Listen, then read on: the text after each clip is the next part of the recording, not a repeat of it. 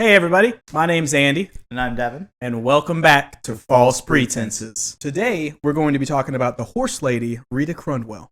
From 1983 to 2012, Rita Crundwell was the comptroller and treasurer of Dixon, Illinois, which used to be most known for being the hometown of Ronald Reagan. From 1990 to 2012, Rita was able to embezzle $53.7 million from the town of Dixon, making this the largest municipal fraud in U.S. history. Wait, so she was stealing from the town. Does that mean she was stealing from the taxpayers? That's exactly who she was stealing from. Dude, how the hell did she pull that off? The thing is that what you lack in talent can be made up with desire, grit, and 100% determination. Bro, what does that even mean? Let's find out. Our story begins in 1970. A year before graduating from Dixon High School, Rita became a work-study student at Dixon City Hall. By 1974, Rita was working as a secretary for the mayor of Dixon, and in just 9 short years, Rita was appointed the treasurer and comptroller position for Dixon, working in this capacity for nearly 3 decades. During this time, Rita gained a crystal clear reputation. In 2011, just 1 year before she was caught, one of the city commissioners praised her stewardship of the city finances, saying she looks after every tax dollar as if it were her own.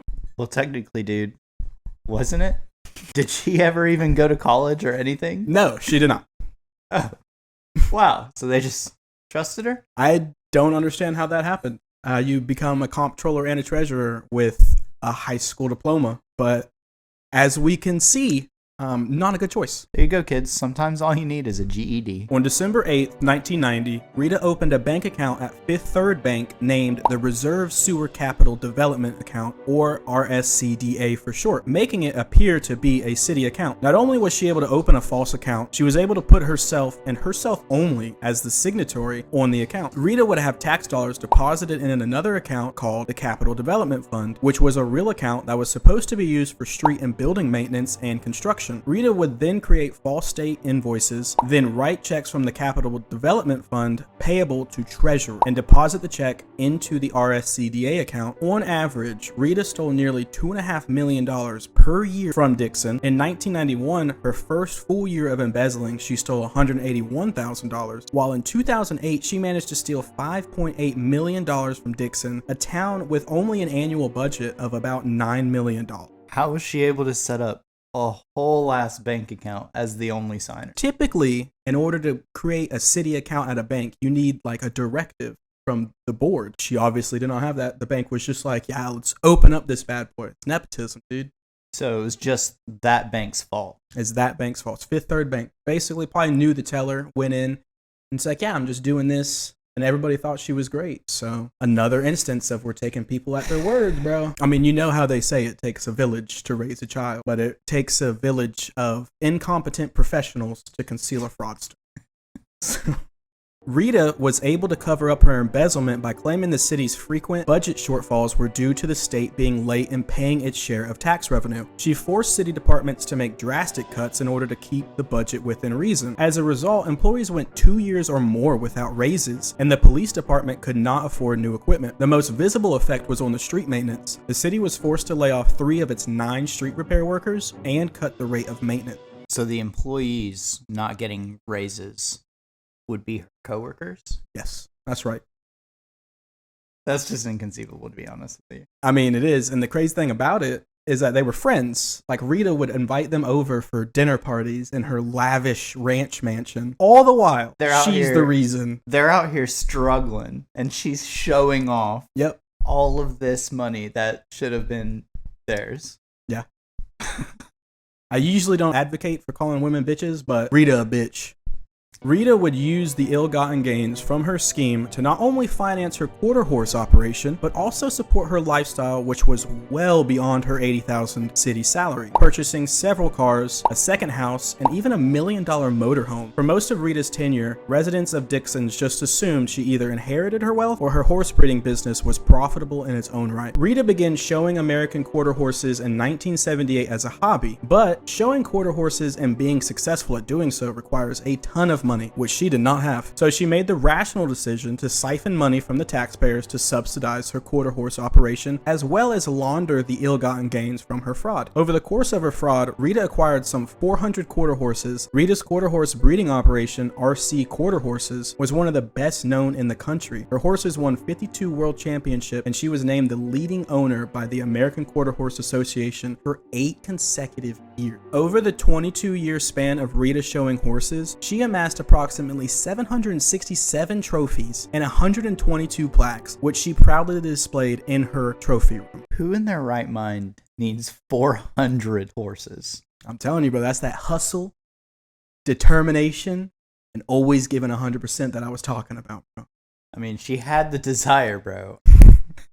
That's for sure, but I'm not quite sure about the other two. You always gotta be a hater, bro.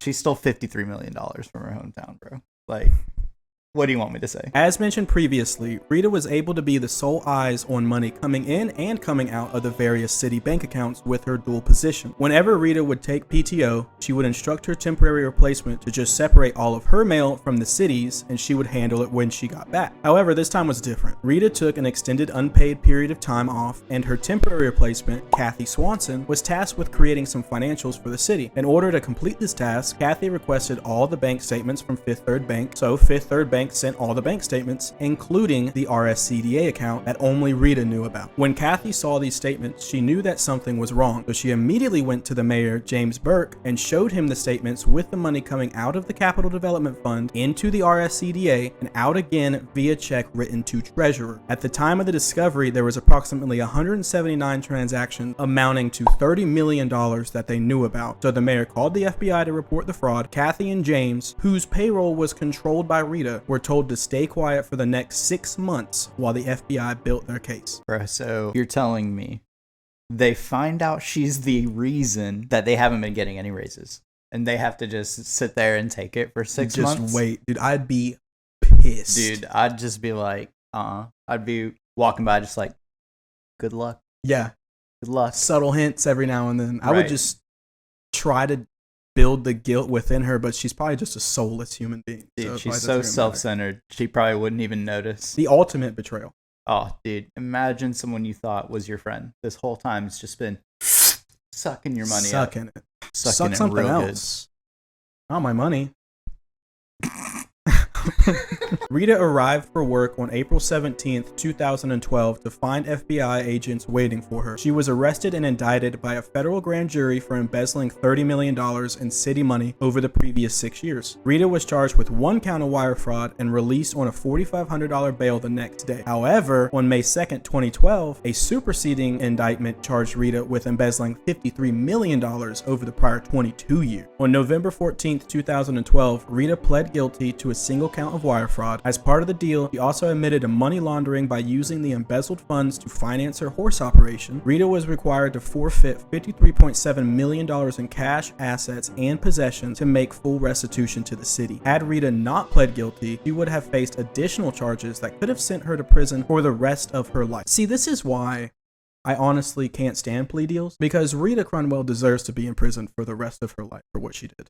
Absolutely, but there's always some chance that she'd get off on some BS technicality. But what, though? I mean, it's so damning, the evidence, Something might not be notarized, or they might, not file the correct thing in evidence. You can never tell. Some BS and their loyal technicality. Yeah, I mean, especially if you got $50+ million, you buying the bet.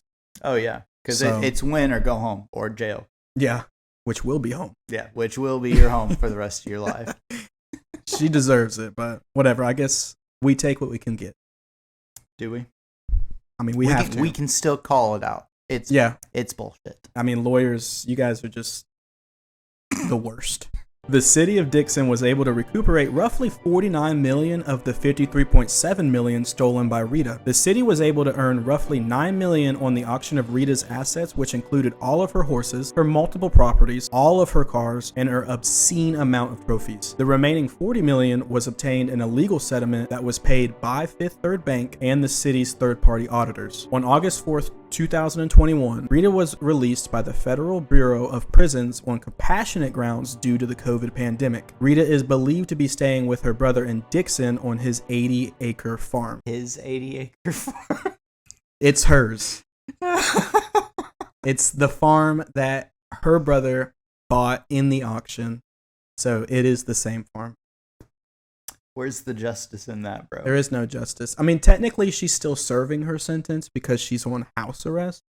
On an 80 on an 80-acre farm. mansion. I'm so glad that these criminals are serving their sentences in such lavish conditions. Yeah, I'm glad that they're doing well. It's good to hear. Well, that about sums up Rita Crundwell. What do you guys think about just the sheer amount of trophies that this woman blasted for everybody to see? Probably one of the most conceited moments in fraud history. Personally, I think it's wild. Please like, follow, subscribe if you haven't already. Hit that bell for the notifications, and we'll see you next time. Catch you next time.